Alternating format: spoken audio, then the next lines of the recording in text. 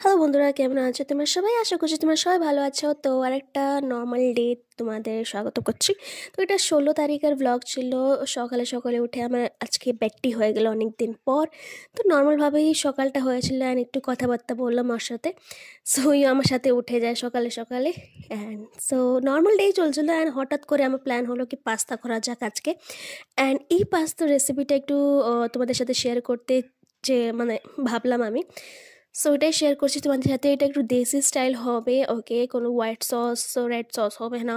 তো হ্যাঁ, দেশি স্টাইলে শেয়ার করছি। এটা একদিন আমি ঘরেও বানিয়েছিলাম, তো ভালোই টার্ন আউট হয়েছিল।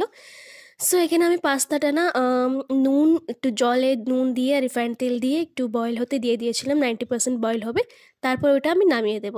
তারপরে আমি এখানে একে একে দুটো পেঁয়াজ অ্যান্ড একটা টমেটো অ্যান্ড একটা রসুনের কুয়া ছিলে আমি এটা পেস্ট করব। আমি আস্তা দেব না, আমি এটা পেস্ট করে তারপরে দেব।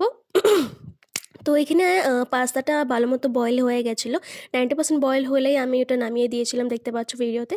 অ্যান্ড ঠান্ডা জল দিয়ে ভালো মতো ধুয়ে দিয়েছিলাম। অ্যান্ড আমি এখানে লাস্টে এটার মধ্যে একটুখানি সামান্য রিফাইন্ড তেল অ্যাড করবো, যেহেতু ওটা চিপকে না ধরে। চিপকে ধরলে কীরকম একটা বাজে ব্যাপার হয়ে যায়, খেতেও ভালো লাগে না, চিপকে চিপকে লাগে। তো এই যে মিক্সিতে নিয়ে নিয়েছি সব কিছু। অ্যান্ড লঙ্কা যত ঝাল তোমরা ভালো পাও তত হিসাবে দিতে পারো। আমি একটু ঝালটা বেশি রেখেছিলাম, আমার ঝালটা খেতে ভালোই লাগে। সো এখানে পেস্ট করে নিয়েছিলাম। অ্যান্ড এই যে দেখতে পাচ্ছ 90% হয়েছে, পুরো একদম চিপচিপ হয়নি। তারপরে একে একে কড়াই আমি রিফাইন তেল দিয়ে রসুন কেটে আমি দিয়েছিলাম।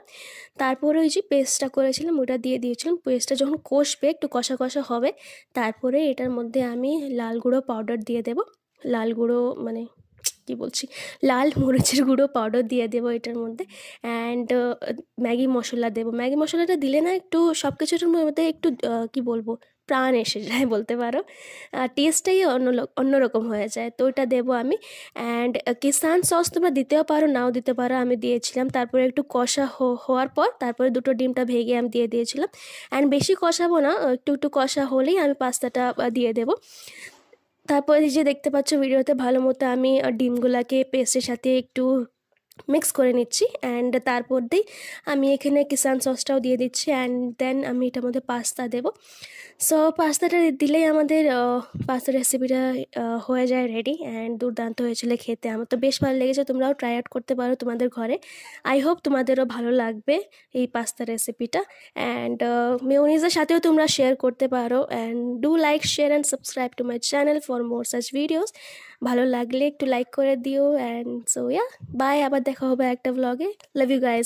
হ্যালো বন্ধুরা, কেমন আছো তোমরা সবাই?